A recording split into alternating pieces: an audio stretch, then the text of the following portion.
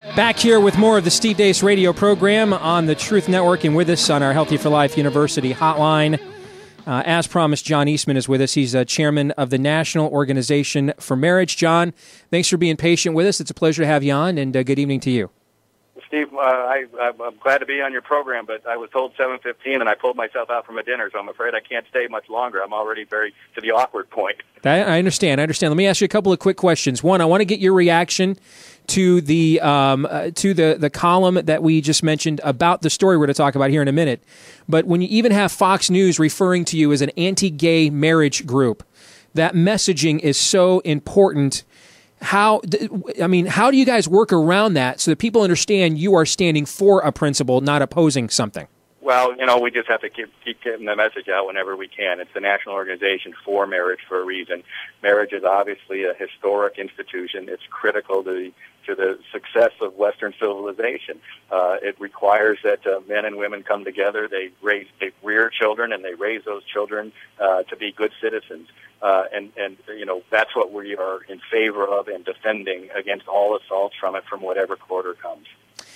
There is the article says from Fox that you guys believe the IRS is leaking donor information because it was revealed last week Mitt Romney had donated to your organization. Give us the details on that.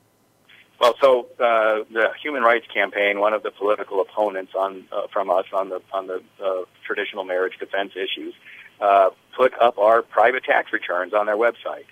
We were able to ascertain from the document they posted that it had internal IRS coding on the document, and that means that it came from the IRS. And there are only a couple of explanations.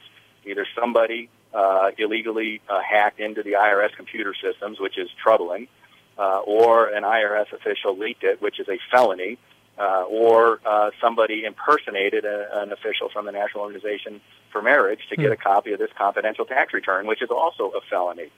So there have been felonies committed here. We just don't know whether it was also the IRS as well as somebody that leaked this to HRC or not. But there were felonies committed, and we have asked for an investigation. And so far, I think the investigation is proceeding with the seriousness that this issue warrants. So they are taking this issue seriously. And just to clarify, this is information that would not just be available publicly if someone wanted to look at your 990 on GuideStar, for example. I mean, this is internal documentation.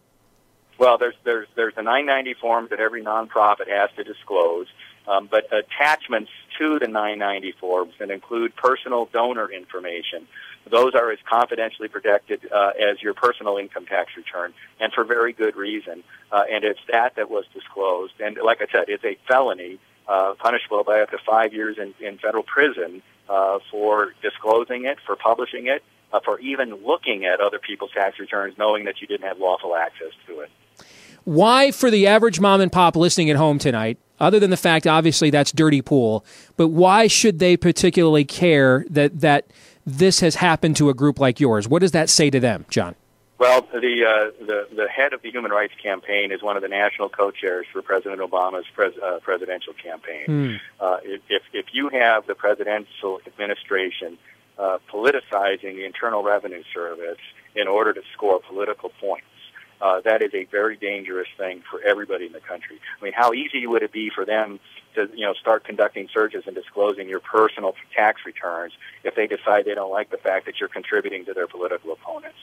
The IRS has always been viewed as off limits for any political fight, and the fact that it appears that the IRS may well be implicated in this should be troubling to every single American.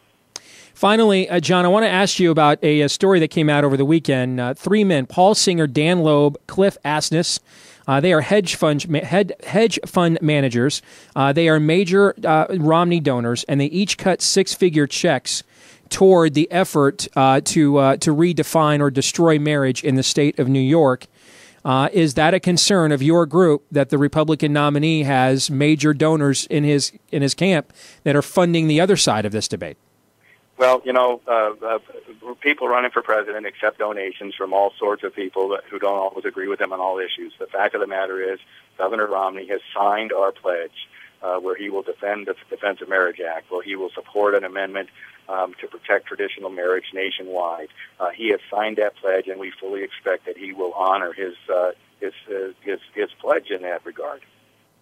All right, John, thank you for joining us. We know you're pressed for time. We appreciate it. Thank you very much. Thanks so much. Take care. All right, that's John Eastman from the National Organization for Marriage.